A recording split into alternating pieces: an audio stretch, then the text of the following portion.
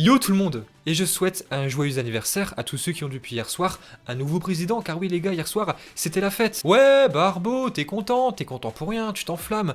Pourtant dans 2 jours, tu vas te faire ficeler contre le PSG. Bah écoute, comme dirait un certain philosophe marseillais, c'est pas le sujet les gars. Pas le sujet, d'accord. Alors, avant de commencer, la vidéo est sponsorisée par mon fidèle magasin fournisseur de maillots. Dernièrement, j'ai reçu plein de nouvelles commandes, donc je vous montre ce maillot à l'extérieur qui est rose, voilà, ça change un petit peu. Le maillot historique du Barça de la saison 99, et franchement, ce maillot-là, ok, il a plus de 20 ans, il a été fait il y a plus de 20 ans, mais il est bien plus beau que celui de la prochaine saison, celui que je vous ai montré il y a pas très longtemps. Une veste qui passe vraiment partout, j'adore la combinaison de couleurs, le rose, le vert, même le noir, voilà, c'est assez soft. Et pour finir, car nous avons tous un Brésilien en nous, le maillot de la Seleção, très très beau aussi. Le code promo a récemment changé, maintenant c'est OH10, vous avez bien sûr moins 10%. Donc je précise bien, ce sont pas des maillots officiels, ce sont des répliques, des très très bonnes répliques, très belle finition, voilà, ça fait maintenant plus d'1 an que ce magasin-là m'envoie tout le temps des maillots, tous les mois, j'en suis toujours très content. Les maillots sont à 26 €, les survêtements entre 36 et 40 €, c'est vraiment pas cher. Voilà, honnêtement, je trouve que c'est vraiment un très bon plan, c'est vraiment pas cher, vous avez tout en moyenne 2-3 semaines, vous avez tous les renseignements en description, mon Instagram, mail, Twitter, si vous avez la moindre question, il n'y a pas de problème. Et bien sûr, avant d'aller plus loin, intro. Yo tout le monde. On tourne mon Barça. Barbeau président. Vous savez, en ce moment, je suis tellement omnibulé et fasciné par le Barça, voilà, j'y pense tout le temps, j'en rêve. Il y a 2 jours, et je sais, c'est fou, c'est complètement con, j'ai rêvé que Léo m'invitait à dormir chez lui, et pour le remercier, je construisais une cabane pour ses fils alors que je sais rien faire de mes mains. Et là, cette nuit, ouais, je sais, c'est complètement con. J'ai rêvé que mon grand-père, c'était le général dans Prison Break, qui voulait me tuer, et les jeunes de la Masia venaient me sauver. Je sais, je suis con. Mais les gars, c'est pour vous dire, en ce moment, je pense qu'à ça. Et hier soir, je vous dis franchement, j'ai eu une érection, et pour une fois, c'est pas à cause de lui. T'inquiète pas, Léo, je t'aime quand même. Grossel, alias Grossel Bartamio, avec sa tête de montgolfière qui n'a aucune fierté, c'est fini les gars, et ça faut le comprendre. Hier soir, le Barça l'a emporté, enfin. Les gars, moi je vous le dis, je vous l'affirme, hier, c'était un petit pas pour l'homme, mais un grand pas pour les Catalans. Et ça, faut le comprendre. Ouais, Barbeau, tu t'enflammes pour rien. Ouais, mais les gars, si je m'enflamme pas pour ce genre de victoire, car oui, c'était une victoire hier soir, je m'enflamme quand il va partir, là je vais pleurer. Quand Griezmann va porter l'équipe à lui tout seul, non les gars, faut être sérieux. Donc je sais, il n'y a pas de problème, il y a encore du chemin à faire, même beaucoup de chemin, mais comme dirait un certain philosophe que je nommerai pas, la vie est une branche de palmier que les vents inclinent à leur gré, et ceci n'a aucun rapport. Après moi, honnêtement, ce qui m'énerve, c'est que je vois des gens sur Twitter, même sur Facebook, qui disent « Ouais, Barbeau, ça sert à rien, Laporta, c'est pas lui qui est sur le terrain, ça va rien changer. » Je t'encule quand. Cette phrase-là est aussi fausse que la phrase « en ce moment, j'ai pas une gueule de con ». Car si aujourd'hui nous sommes la risée d'Europe, c'est à cause d'un président de merde, il faut se le dire, petit con. Et là donc, avec un président géant, nous allons redevenir petit à petit un grand d'Europe. Et voilà, petit à petit, l'oiseau fait son nid. Bartomeu Mongol a détruit ce nid petit à petit, progressivement, malheureusement, tout doucement. Et à la fin, voilà, ça a pété dans tous les sens. Et là, monsieur Laporta va le réparer.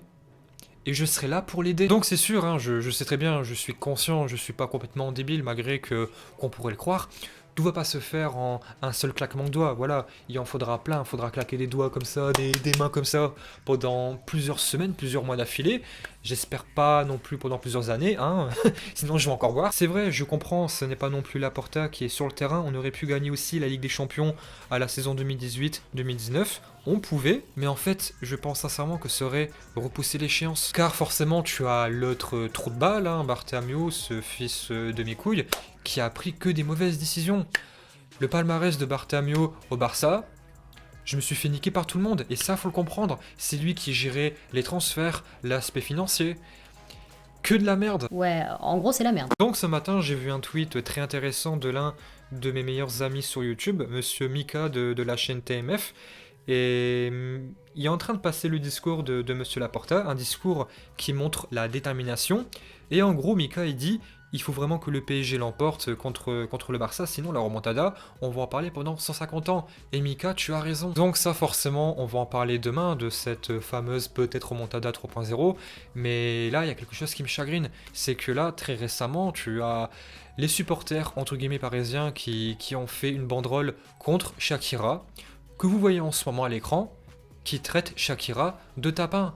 C'est une honte. Donc voilà, chers amis parisiens, on va en reparler demain, tous ensemble, il n'y a pas de problème, j'assumerai tout, de toute façon, après le match, je serai là. Donc là, maintenant, je viens de penser à quelque chose d'assez marrant, ironique. Imaginez que Bartomeu, l'été dernier, aurait démissionné, parce que voilà, il savait très bien que sa tête allait être découpée. Imaginez qu'il démissionnait, et que là, tout de suite après, tu aurais eu les élections qui auraient été avancées. Ansu Fati et Pedri auraient même pas pu voter, ils étaient encore mineurs. Les gars, hier, tout le monde a voté, sauf bien sûr Dembélé, parce qu'il a préféré faire une grasse mat, hein. Hein, mon salaud!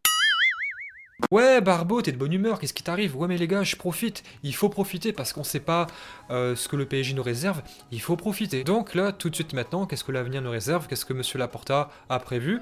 Comme il a dit hier soir, la meilleure chose à faire en ce moment pour le Barça, c'est de l'aimer profondément. Et il a raison, parce que l'autre mongol aimait ses poches avant le club. Donc maintenant, acte 1, les joueurs vont être hyper soudés, plus que jamais. Maintenant, c'est fini les journées d'alcoolisme avec Rossell, Bartomeu, Tusquets.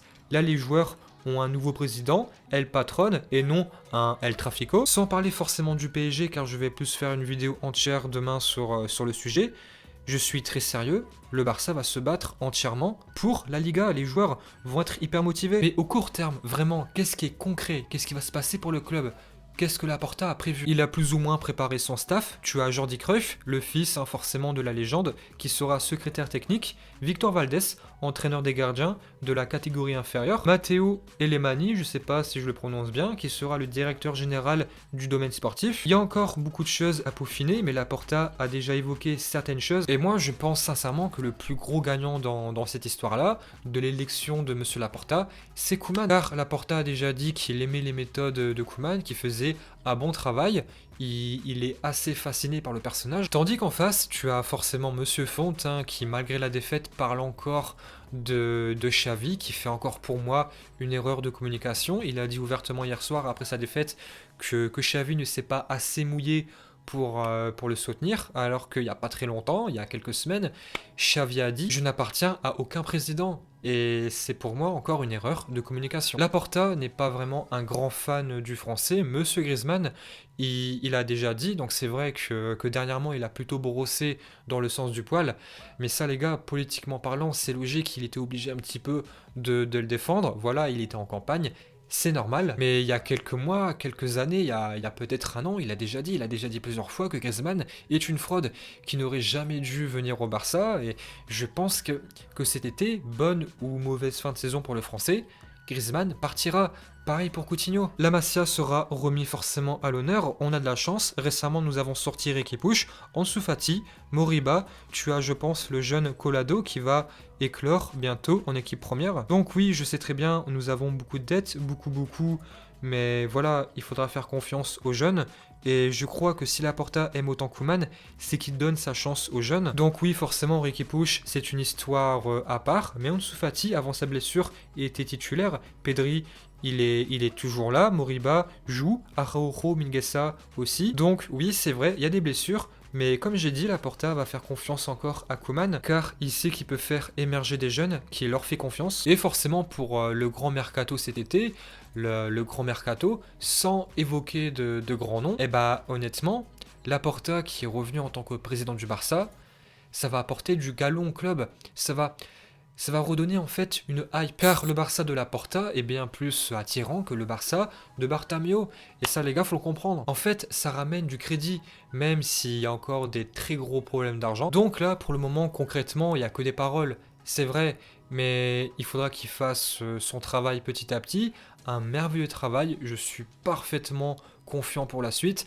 Il va faire des erreurs, c'est normal, comme tout le monde, et avec lui en tant que président, je suis convaincu que Koeman va rester encore minimum une année, et que Xavi, bah, c'est pas grave. Moi j'ai dit que ça soit Xavi, Valverde, Setien, Koeman, je sais pas quoi, moi je veux que le Barça triomphe à nouveau, et je suis convaincu qu'avec lui, Koeman va encore rester une saison, sans forcément dire que c'est une bonne idée ou non. Donc forcément, oui, nous avons le gros dossier qui va qui va tout chauffer cet été sur la planète football, le gros dossier Messi. Forcément, c'est obligatoire. Il a déjà dit, il a la solution pour le faire rester, sans forcément dire que c'est une bonne idée ou non. Léo, voilà, on va pas le redire plusieurs fois, on le sait très bien. Lui, il veut un projet gagnant. Imaginons que si ça avait été Fonte qui avait été élu, que si Fonte lui ramène un gros projet gagnant, il va rester. Imaginons que là, on se fait humilier encore une fois contre Paris, qu'on fait une saison blanche et que Messi ne sent pas le truc. Même si c'est Laporta, il ne va pas rester. Lui, il veut un projet gagnant, peu importe le président, même si oui, il préfère Laporta. Et ça, les gars, je vous le dis clair et net. Hier soir, c'était un petit pas pour l'homme, mais un pas de mammouth pour les Catalans.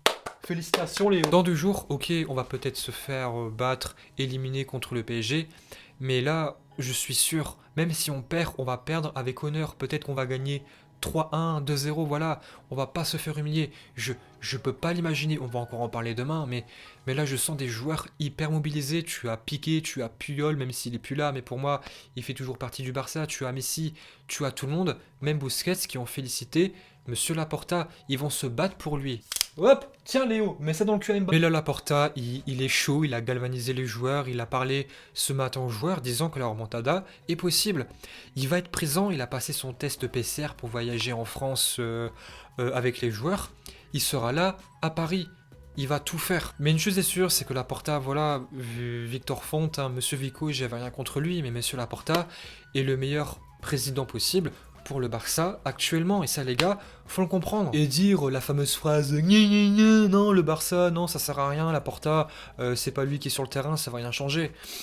Et c'est ne rien connaître au football, à la joie et au bonheur que ce sport peut apporter. Et puis voilà. Et sur ce, yo tout le monde.